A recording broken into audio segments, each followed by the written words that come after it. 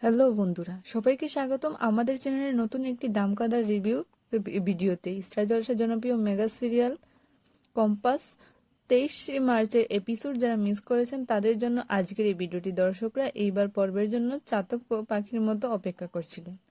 আজ আমরা পুরো এপিসোডের বিশ্লেষণ করব, চরিত্রগুলো মানসিক দিক নিয়ে আলোচনা করা এবং শেষ আগামী পর্বের এক্সক্লুসিভ প্রেডিকশন কি দিবে। বিহান বুঝতে শুরু করেছে মোনালিসার প্রচারণায় পরে সে বারবার কম্পাসকে ভুল বুঝছে।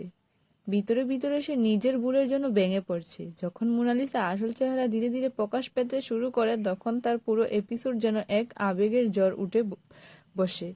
বিহান কম্পাসের কাছে গিয়ে ক্ষমা চায়। ব্যাকগ্রাউন্ডে বাজতে থাকা স্যাড মিউজিক মুহূর্তটাকে আরো আবেগময় করে তোলে। কম্পাসের চোখে জল থাকলেও সে দুর্বল নয়, ছিল গভীর অভিমান। সে স্পষ্ট জানিয়ে দেয় ভাঙা বিশ্বাস জোড়া লাগানো এত সহজ নয়। ব্ল্যাকমেইলের সরাসরি মোনালিসার নাম বললেও এমন কিছু ক্লু পাওয়া যায়, যেমন নম্বর থেকে আসা মেসেজ বা টাকা লেনদেনের তথ্য, যা বিহানে মোনালিসার দিকে সন্দেহ করতে বাধ্য করে।